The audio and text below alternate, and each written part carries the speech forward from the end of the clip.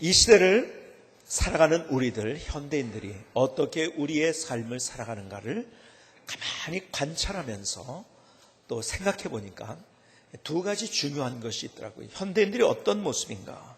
첫 번째는 소음 속에 갇힌 현대인.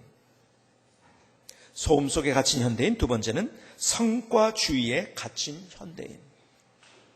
이 두 가지가 이 세상, 우리가 살아가 있는 삶의 조류이고 환경이고 우리가 그렇게 인생을 살아가고 있고 그것에 함몰되어 있습니다. 여러분 보세요.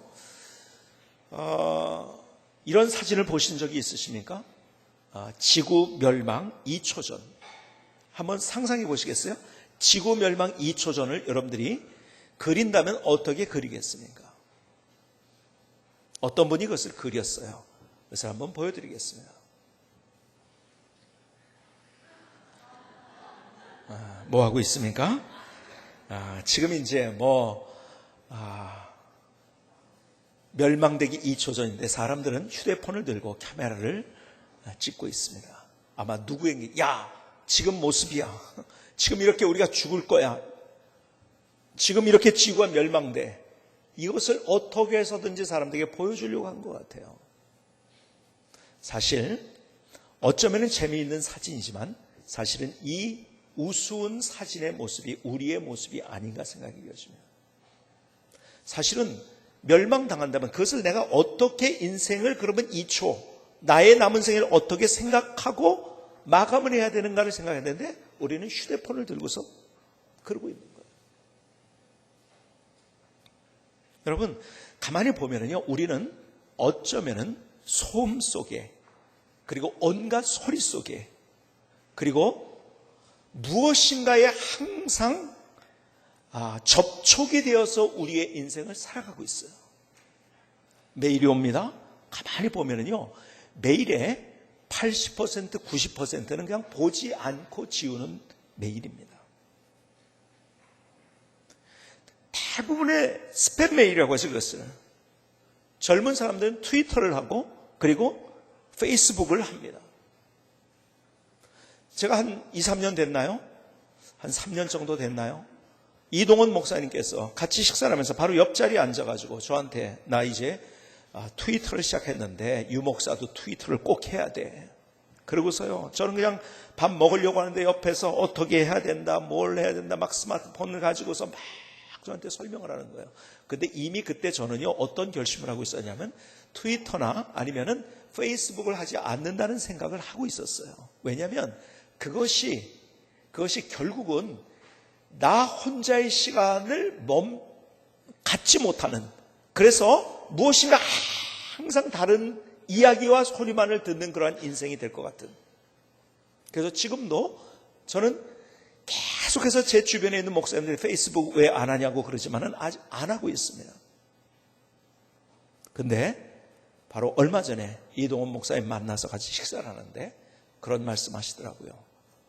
나 트위터 이제 끊었어 그러시더라고요. 왜 끊었는지 그 이유가 뭔지 아세요? 바로 혼자의 시간을 가로채는 수많은 것들이 거기에서 인터럽한다고 해서 자꾸 들어오는 거예요.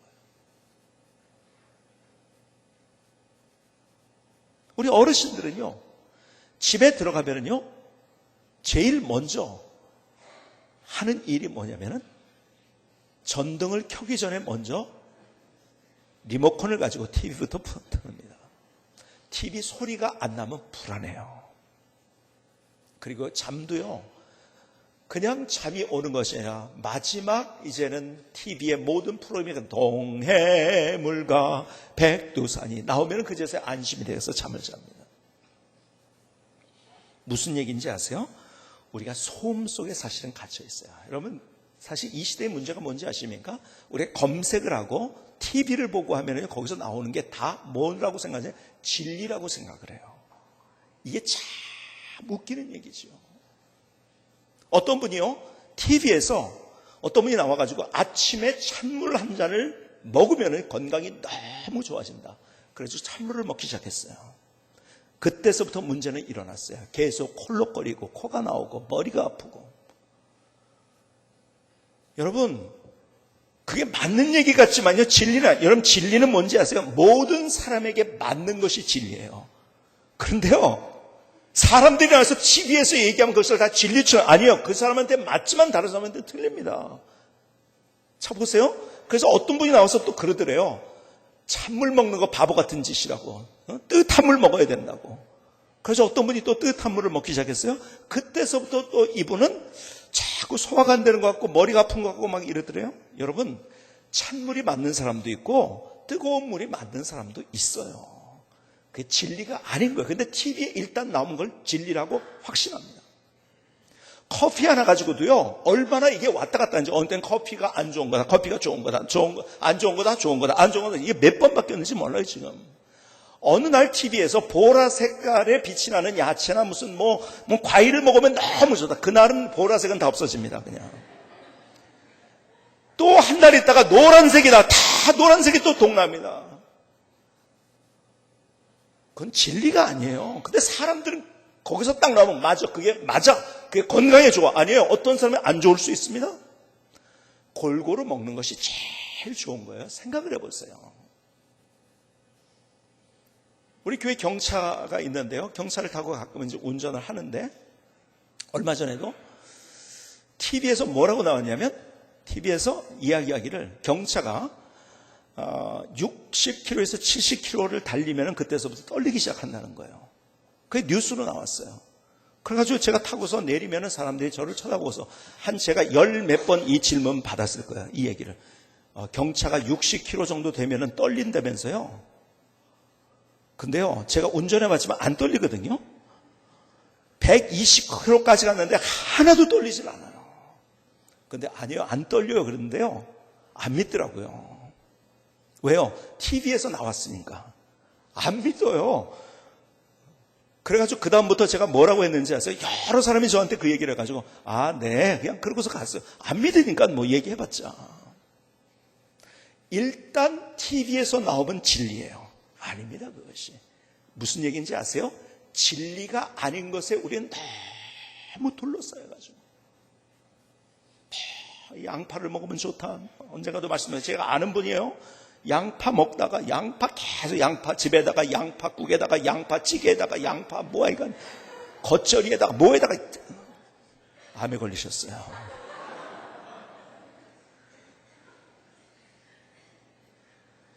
여러분, 그건 진리가 아니에요. 근데 우리는요, 일단 TV에 나왔다, 신문에 나왔다 그러면 다 진리라고 생각하는 거예요. 어디에 나왔다, PD 수첩에 나왔다, 무슨 어디에 나왔다, 다 진리라고. 아니에요. 진리가 아닌 거예요. 무슨 말인지 아세요? 우리는 계속 접촉을 해서, 그래서 소음 속에 있다는 거예요. 무엇인가 들리지 않으면요, 보이지 않으면 견디지를 못해요. 혼자 있지를 못하는 거예요. 두 번째, 소음 속에 갇힌 현대인일 뿐만 아니라 두 번째, 성과 사회에 갇힌 현대인들. 성과주의에 갇혔어요. 한병칠이라는 분이 책 하나를 쓴 것이 있는데, 피로 사회라는 책입니다. 거기서 이런 얘기를 해요. 옛날에는 규율 사회였다. 그렇죠? 우리가 이제 이런 질서와 규율 이런 걸 굉장히 따지고, 특별히 우리가 유교적인 가치에서 그 규율을 굉장히 중요시했어요. 그런데 언제부터인지 이 규율은 다 파괴돼 버렸습니다. 그리고 이 시대는 규율 사회에서 변화가 되는데, 어떤 사회로 변화가 되냐면 성과 사회로 변화가 되었다. 뭐예요? 그러니까 성과가 보여져야 된다는 거예요. 그래서 지금요, 베스트셀러의 1위부터 10위까지의 대부분이 뭘 차지하고 있는지, 자기개발서 아니면 자기개발서와 유사한 책들이 그 자리를 차지하고 있어요. 그래서 자기개발서의 내용은 다 똑같습니다. 뭔지 아세요? 노력하지 않아서 실패했다. 노력하면 부와 권력과 성공을 얻을 수 있다. 이게 핵심입니다. 여러 가지 거기에서 어떻게 하라는 건 다르지만은 핵심 메시지는 똑같아요. 노력하지 않아서 실패했다. 노력하면 부와 권력, 성공을 얻을 수 있다는 거예요.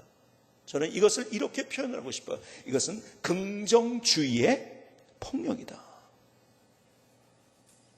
여러분, 이 시대가 어떤 시대인지 아십니까? 긍정주의에 잽을 맞고요, 원투 펀치를 맞고요,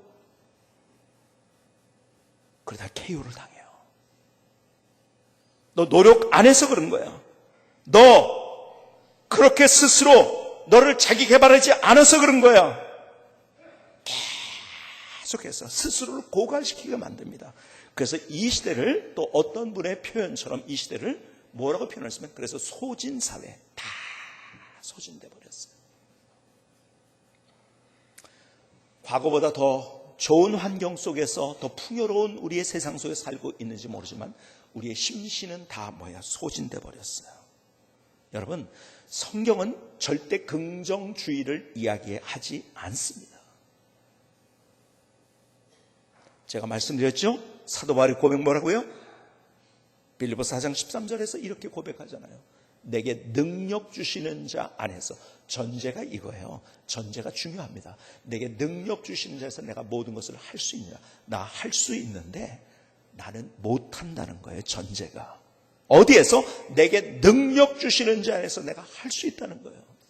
그의 전제는 내가 하는 거예요. 나는 못한다는 거예요. 내게 능력 주신 자에서 할 수 있다는 거예요. 우리가 하나님의 은혜를 기대할 때 하나님께서 내게 지혜를 주시고 능력을 주시고 힘을 주시고 우리가 할 수 없는 것을 할 수 있도록 만드시는 그분이 우리의 주님이신 거예요. 근데 내가 할 수 있다고 막 이를 악물면서 우리의 인생을 살아가니까 우리의 모든 것들이 피폐해지고 고갈되고 그리고 다 소진된 거예요. 이런 소리가 들릴 때는 항상 중요할 때라고 여러분에 말씀드렸죠. 중요한 일. 정말 우리가요, 긍정주의에 속아 넘어가고 있어요. 하나님 없이 하려고 해요. 그래서 피폐해지는 거예요. 고갈되는 거예요. 다 소진되고요. 다 내가 뭔가를 했는데도 불구하고 스스로 피곤해서 어쩔 줄 몰라서 그래서 더 많은 사람들이 자살하고요. 아니에요. 성과주의에 갇힌 현대인들, 소음 속에 갇힌 현대인, 성과주의에 갇힌 현대인들. 그래서요, 이 시대에 정말 필요한 것이 무엇인지 아십니까? 그것이 고독이에요. 앤서니 스토라는 사람은 고독의 위로라는 책에서 이런 얘기를 합니다. 인간의 거의 모든 불행은 고독한 걸 모르는 데서 온다. 고독이 필요하다는 거예요. 수학자이고 과학자이고 그리고 신실한 하나님의 사람이었던 파스칼은 이렇게 얘기합니다. 인간의 모든 불행은 한 가지 사실, 즉 조용히 혼자 있지 못하는 데서 비롯된다는 사실을 알게 되었다. 할 일이 너무 많을 때의 치료법은 고독과 침묵이다. 고독과 침묵 안에서 당신은 무엇을 할 때보다 더 안전하다는 사실을 깨닫게 되기 때문이다. 외로움에 대한 치료법도 고독과 침묵이다. 그 속에서 절대 외롭지 않게 지내는 많은 방법들이 발견되기 때문이다. 여러분, 고독이 중요하다는 거죠. 그런데 파스칼의 이야기 속에서도 뭔지 아십니까? 외로움과 고독은 다르다는 거예요.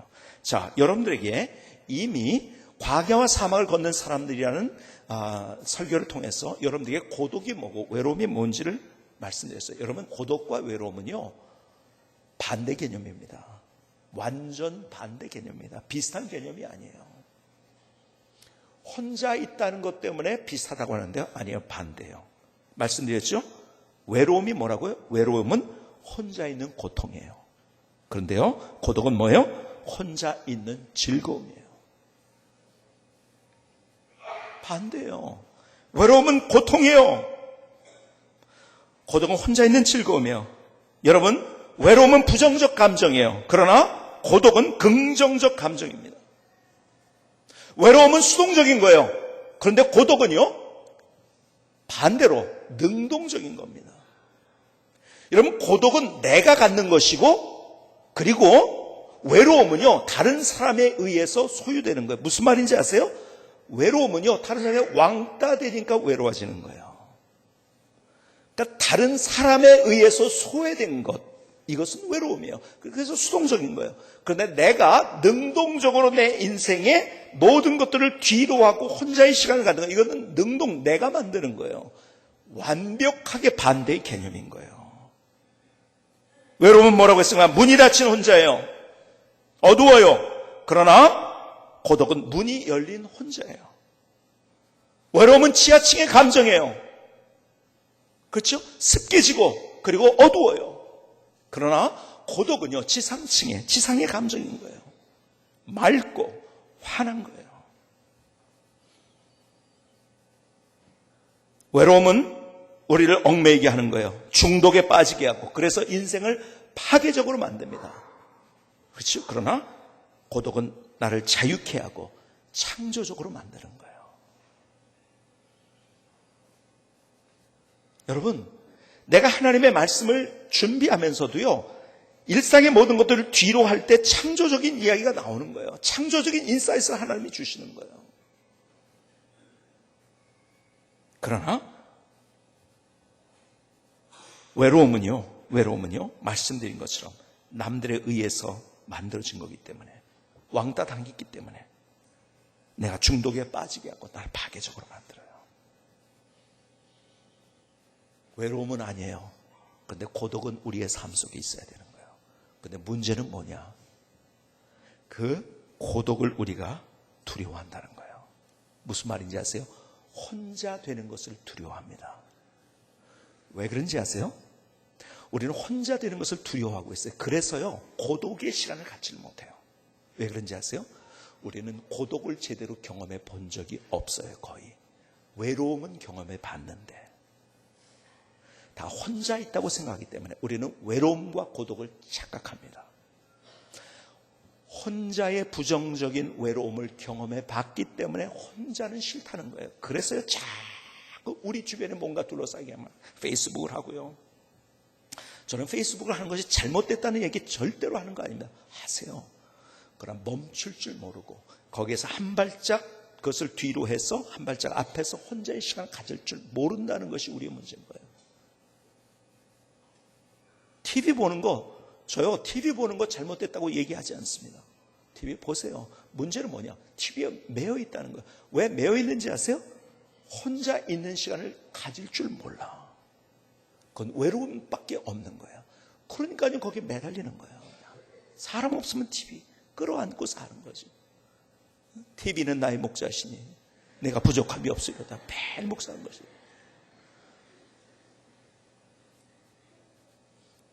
뭔지 아세요? 우리는요, 외로움은 경험해 봤는데 고독은 뭔지 아세요? 외로움은 타이에서 하는 거기 때문에 갖는 거기 때문에 우리는 자주 경험합니다. 그렇죠?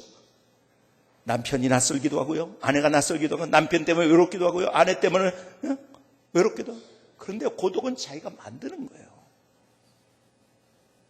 그걸 해보질 못한 거예요. 왜? 혼자 있어 보니까 혼자의 경험은 다 부정적인 거라고 생각하기 때문에.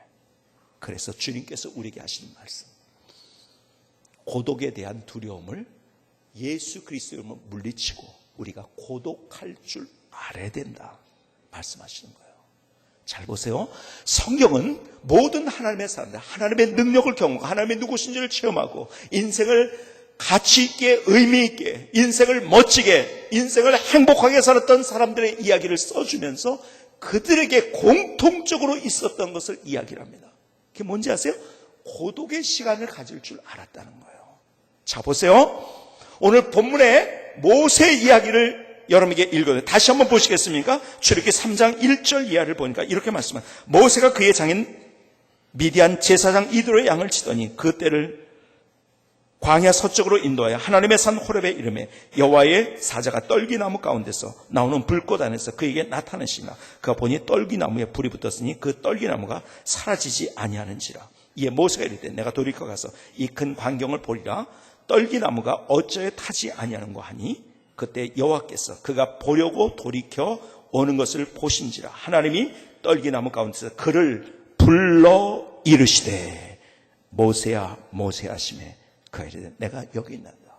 잘 보세요. 여러분, 성경은요, 단어 하나를 분석하는 것 중요하지만 그러나 더 중요한 것은 전체를 보는 눈. 그렇죠? 여러분, 산을 볼 때 산의 전체를 먼저 조감하는 것이 중요해요. 그 다음에 그 안에 시내가 있고 나무가 있고 소나무가 있고 잣나무가 이거 보는 거예요. 전체를 먼저 조감하지 않으면 이단에 빠지기도 하는 거예요. 한번 전체를 조감한 그림을 한번 그려보시겠습니까? 여러분, 출애굽기 1장과 2장에 걸쳐서 2장 중반부까지 어떤 모세의 그림이 그려진지 아십니까? 수많은 무리들 속에 둘러싸여 있는 모세.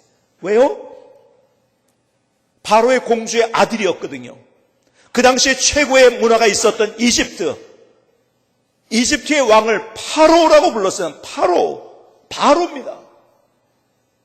그 공주의 아들이었기 때문에 그런 대단한 권력을 가진 자였었어요. 그리고 그 당시에 이집트의 그 모든 것들을 다 숙달했던 그 문화와 지혜와 수학과 문학과 이 모든 것들을 통달했던 사람. 그 주변에 항상 사람들이 들끓었어요. 그렇죠? 충분히 우리가 그림을 그릴 수 있죠. 그런데요, 자기 백성을 히브리 사람들 돌아보려고 하다 사람을 죽이게 되죠. 그리고 어떻게 됩니까? 어떻게 되죠? 광야로 오게 됩니다. 여러분, 여러 사람이 둘러싸여 있던 데서 아무도 없는 낯선 곳으로 옵니다. 그렇죠? 지금 오늘 본문의 그림이 그거예요. 그런데 혼자됨의 시간을 무려 몇 년? 40년. 광야 훈련의 학교에서 주님은 고독을 훈련하셨어요. 근데 보세요. 성경에서 이야기하는 고독은 그냥 나 혼자가 아니에요. 그건 외로움입니다. 그냥 나 혼자는. 성경에서는 분명히 고독이 뭔지를 얘기해서 하나님 앞에 선 혼자. 이 고독인 거예요. 창조적 고독. 하나님 앞에 선 혼자. 아무도 없어요. 도와주는 사람도 없어요. 광야입니다. 여러분 보세요. 정착사회에 있었을 때는 도시 중심이었거든요. 그래서 수많은 사람들이 있었어요. 얼마나 많은 사람이 주변에 있었을까요? 도시문화. 정착문화는 도시문화입니다. 그런데요, 유목문화는 뭐예요? 이동문화예요. 주변에 사람이 없어요. 그래서 혼자 된 거예요. 근데 그 혼자가 외로운 혼자가 아니라 주님이 그래서 훈련시켜요. 하나님 앞에서 혼자. 말씀드린 것처럼 주님께서 그를 부르십니다. 혼자지만 하나님 앞에 선 혼자. 그래서 그는 민족의 영도자가 될 수 있었고, 구약에서 가장 중요한 사건이 뭔지 아십니까? 그것은 출애굽 사건입니다. 성경의 가장 핵심적인 사건은 구약에서 출애굽. 왜요? 여기에 우리의 구원이 무엇인가에 대한 그림이 담겨져 있는 사건이에요. 보세요. 스스로 구원받을 수 없는 종과 같은 인생을 살았던 이스라엘 백성들. 그렇죠? 나갈 길이 없어요. 그런데 하나님께서 하나님의 은혜로 그들을 구출시켜 준 거예요. 그렇죠? 죄의 종로로 타던 우리들 하나님의 은혜로 구출하신 거예요. 그 가는 길이 광야입니다. 그래서 먹을 것이 없고 마실 것이 없고 때로는 햇빛이 너무 세고요. 그럴 때마다 주님께서 만나와 메추라기 그리고 구름기둥으로 불기둥으로 인도하시고, 뭡니까? 우리의 인생 어쩌면 광야 같은 인생이지만 거기서 그런 하나님의 기적을 경험하는 인생을 마침내 요단강을 건너서 가나안 약속의 땅, 어디입니까? 천국에 들어가는 이 그림이, 우리의 인생과 구원의 그림이 출애굽 사건 안에 있는 거예요. 그 일을 누구를 통해서 이루셨는가? 모세를 통해서. 그런데 모세를 무려 40년 동안 고독의 시간. 그런데요, 그 고독의 시간이 외로운 혼자의 시간이 아니라 하나님 앞에서의 고독. 그래서 진짜 고독이 되고 그것은 창조적인 고독이 되는 거예요. 주님은 우리에게 뭐라고 말씀하는지 아세요? 골방에 들어가라고 말씀하세요. 세상의 모든 것들을 다 뒤로 한 시간이 우리에게 필요하다는 거예요. 소음을 차단하고 일을 차단하고 사람을 차단하고 그런 시간이 우리에게 필요하다는 거예요. 그것은 내 자발적으로 해야만 할 수 있는 거예요. 그것은. 자, 보세요. 신약에서 가장 중요한 인물이 또 누굽니까? 사도 바울 아닙니까? 신약의 거의 대부분을 사도 바울이 썼고요. 위대한 하나님의 사람이었어요. 그가 어떻게 위대한 하나님의 사람이 되고 하나님의 능력과 하나님의 역사를 경험할 수 있었는지 갈라디아서 1장 15절 이하는 그의 삶을 이렇게 이야기합니다. 갈라디아서 1장 15절 보실까요? 그러나 내 어머니의 태로부터 나를 택정하시고 그의 은혜로 나를 부르시니가 그의 아들을 이방에 전하기 위하여 그를 내 속에 나타내시기를 기뻐하실 때 내가 곧 혈육과 의논하지 아니하고 또 나보다 먼저 사도된 자들을 만나려고 예루살렘으로 가지 아니하고 아라비아로 갔다가 다시 다메섹으로 돌아갔노라. 그 후에 3년 만에 내가 게바를 방문하려고 예루살렘에 올라가서, 잘 보세요. 이 상황을요, 뭐냐면 굉장히 어떤 면에서 신학적으로 글을 썼는데요. 이것을 단순하게 사도행전에서는 이렇게 얘기합니다. 다메섹으로 가다가 빛이 비추어서 거기서 꼬꾸라진 거예요. 거기서 주님을 만난 거예요. 그렇죠? 그 사건을 지금 신학적으로 어떤 면에서 지금 갈라디아서는 쓰고 있는데 여기에서 그래서 하나님이 나를 택하셔가지고 나를 부르셨는데 자 보세요. 그냥 예루살렘으로 간 게 아니에요. 오늘 본문에 보니까 어디요? 아라비아. 아무도 없는 그곳으로 갔어요. 그리고 다메섹을 거쳐서 다시 예루살렘에 왔다고 하는데요. 그 기간이 언제냐면 최대 3년입니다. 언제 다메섹에 갔는지는 정확하게 써있지 않기 때문에 모르지만은 최대 여러분 아라비아에 있을 수 있었던 기간이 3년입니다. 여러분 무려 3년 동안 그는 하나님 앞에서 고독의 시간을 가졌던 거예요. 아무도 만나지 않고 골방의 경험, 창조적 고독의 경험, 그리고 그는 하나님의 능력, 하나님의 위대하심, 하나님이 함께 하신 증거 경험하면서 인생의 가치와 의미가 무엇인지 그의 목숨 건 인생을 살 수 있었던 거예요. 다시 구약으로 한번 넘어가 보실까요? 구약에서 능력의 대표자로 일컬어지는 사람은 엘리야입니다. 그렇죠? 그는 바알과 아세라 신상을 섬겼던 그러한 제상들 850명과 대결해서 능력 대결에서 이겼던 사람이에요. 불의 응답을 받고요. 갈멜산상에서.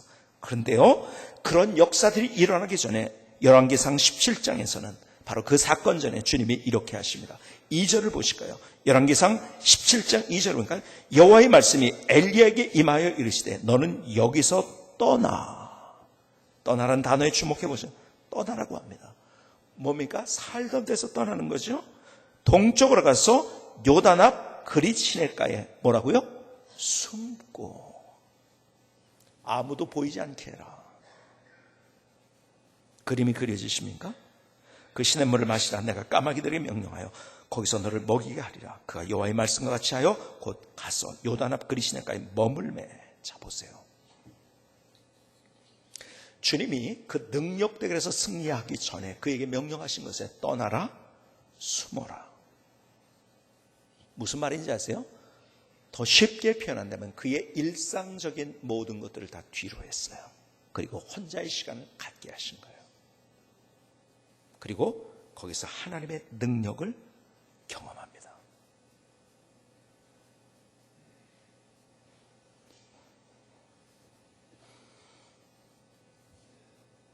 어느 하나님의 사람들을 보더라도 반드시 이것이 공식이에요. 요셉도 그랬고요. 야곱도 그랬고요. 다 그들의 상해를 들추어 보면은 그 시간을 가질 수 있었어요.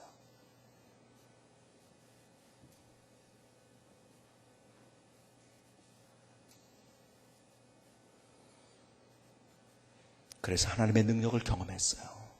하나님이 누구신지를 체험했어요.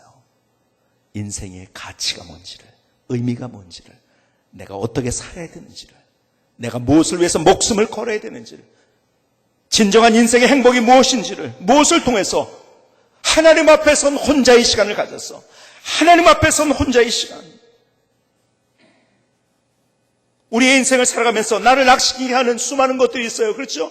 얼마나 많은 것들이 있습니까? 나를 낙심케 하는 것이. 사람이 나를 낙심케 합니다. 내 마음을 몰라주고요. 아내도 몰라줘요. 남편도 몰라줘요. 내 마음을 몰라주기 때문에 낙심하는 그런 나의 삶. 상사가 나를 몰라줍니다. 나같이 있는 동료가 나를 몰라줍니다. 그래서 내가 낙심하는 거예요. 때로는 어려운 환경을 만나면서 왜 도대체 나에게 이러한 일들이 일어날까? 그런데요, 진짜 나를 낙심케 하는 것이 무엇인지 아세요? 나 자신인 거예요. 저는 이걸 수없이 경험합니다. 고흐의 고백을 보면서 제가 참 얼마나 진짜 그렇다는 생각을 가졌는데 고흐가 이런 고백을 했어요. 내 그림이 내가 원하는 것에서 얼마나 뒤처져 있는지를 생각하면 늘 가슴이 미어진다. 내 그림이 내가 원하는 것에서 얼마나 뒤처져 있는지를 생각하면 늘 가슴이 미어진다. 뭡니까?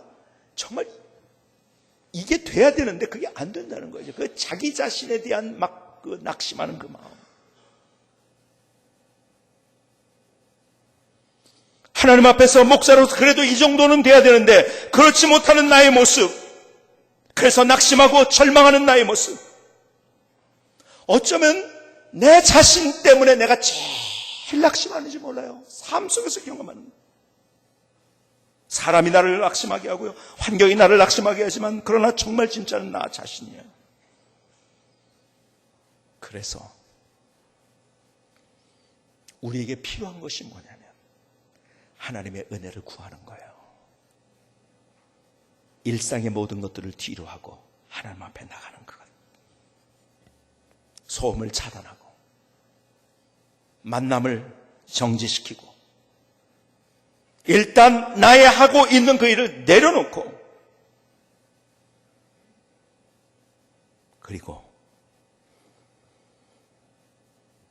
하나님 앞에 선 단독자, 키엘케고르의 고백처럼 하나님 앞에 선 단독자가 되어서 주님을 만나는 거예요.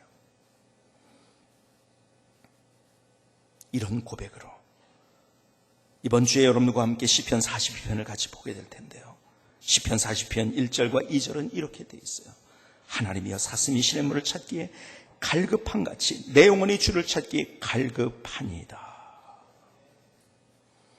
내 영혼이 하나님과 살아계신 하나님을 갈망하나니 내가 어느 때에 나가서 하나님의 얼굴을 배우리까.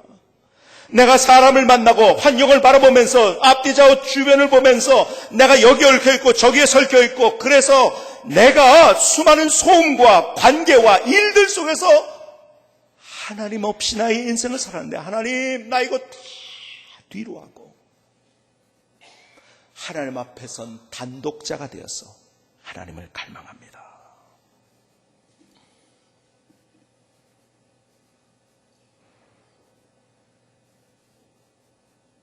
우리는 고독을 두려워해요.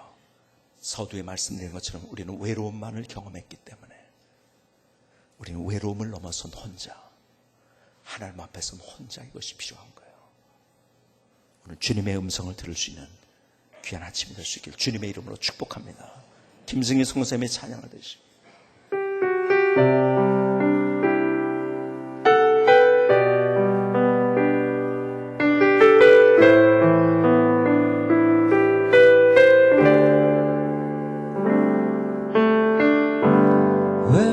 혼자 있는 고통, 외로움은 문이 닫힌 혼자, 외로움은 관계 속의 소외감,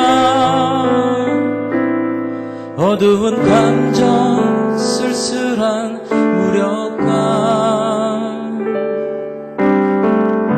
고독은 혼자 있는 즐거움, 고독은 문이 열린 혼자, 고독은 밝은 감정 능동적으로 난 자유케 하는 것. 모든 사람, 모든 상황, 모든 사건을 뒤로한 하나님 앞에 선 혼자가 주님을 향한 내 영혼의 갈망, 그것이 창조적 고독입니다. 고독에 대한 두려움 버리고 언제나 나를 사랑하는 하나님 앞에 나는 홀로 섭니다. 외로움은 혼자 있는 고통, 외로움은 문이 닫힌 혼자, 외로움은 관계 속의 소외감, 어두운 감정, 쓸쓸한 무력감,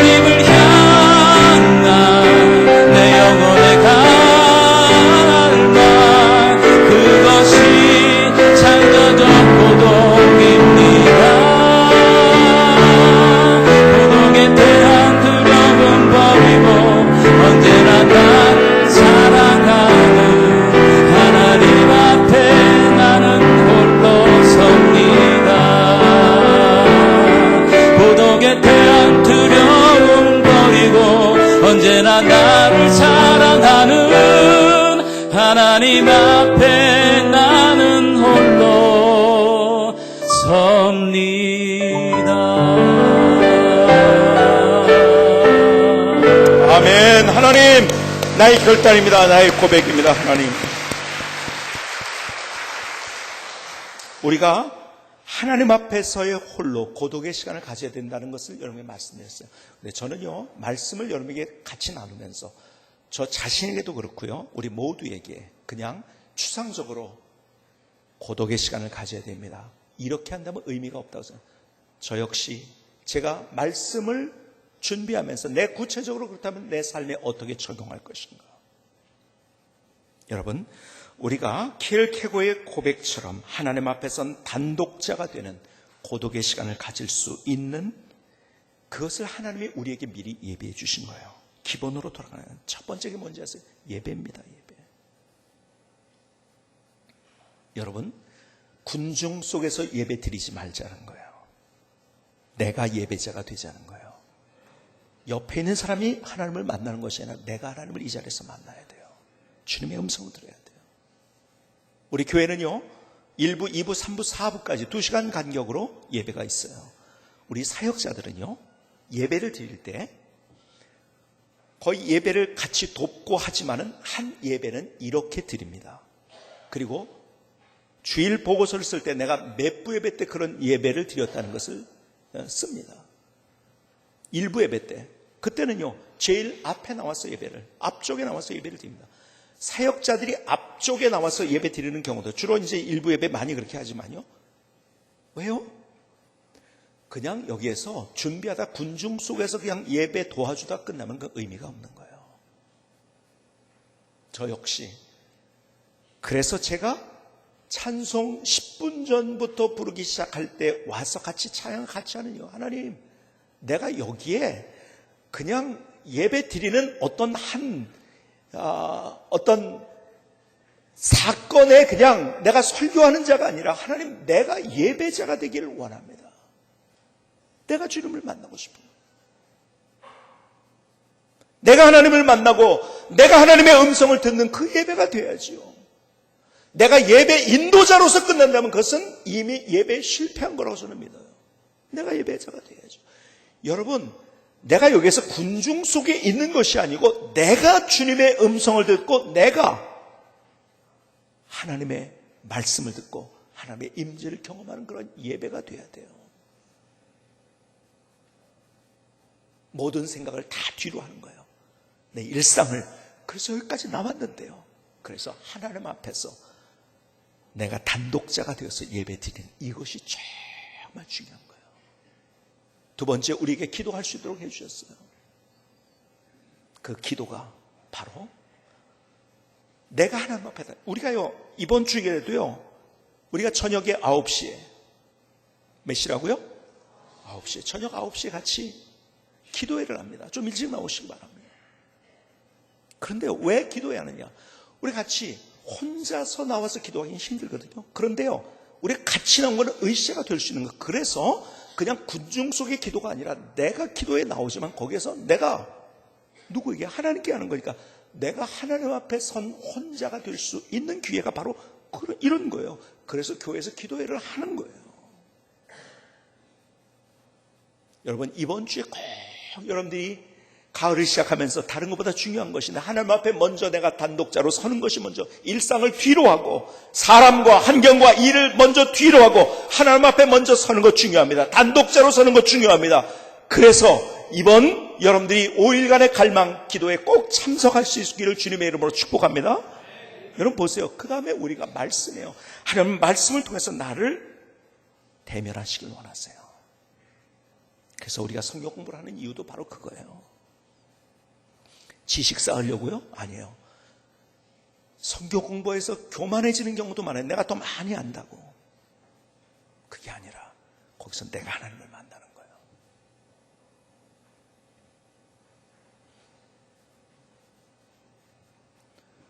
우리의 삶을 살아가면서 가만히 제 인생을 보고 하나님의 말씀을 묵상해 보니까요, 이런 하나님의 원리 하나가 있더라고요. 여러분, 고독과 외로움은 반대라고 했어요. 그런데요, 주님께서 우리에게 고독의 시간을 주기 위해서 우리에게 외로움을 먼저 줄 때가 많아요.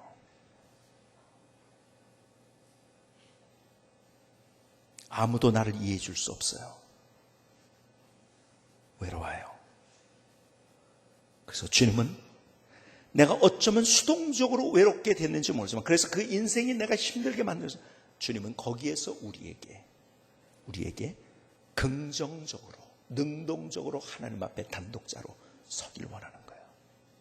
가만히 보면 앞서 얘기한 시편 기자의 고백도 그거예요. 외로웠어요. 아무도 자기를 이해해 주는 사람 없고 자기를 저주하고요.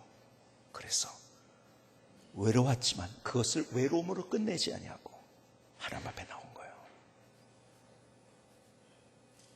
모세도 그랬어요. 실수해서 할 수 없이 외로운 곳으로 가게 된 거야. 그러나 하나님은 그를 외로운 곳으로 그냥 두지 않으셨어요. 그것을 통해서 고독이 뭔지를 경험할 수 있도록 만들어 주신 거예요. 우리는 외로움이 지긋지긋하고 힘들기 때문에 자꾸 다른 것을 접촉하려고 그래요. 아니요, 그 모든 것들을 다 뒤로 하고 우리가 하나님 앞에 선 단독자가 되는 거예요. 창조적인 고독. 이제는 외로움 때문에 고독을 만들지 못했던 나의 인생 다시 생각해 보십시다. 이제는 그것을 예수 그리스도로 정복하고 하나님 앞에 선 단독자, 하나님 앞에 선 홀로. 주님께서는 이 삶을 우리의 인생에 하나님의 능력과 하나님의 역사와 하나님의 위대하심을 경험하고 인생의 가치와 의미를 찾기 전에 먼저 이 시간을 우리에게 가져야 될 것을 말씀하세요. 오늘 주님의 음성을 들을 수 있는 귀한 시간이 될 수 있기를 주님의 이름으로 축복합니다. 기도하시겠습니다.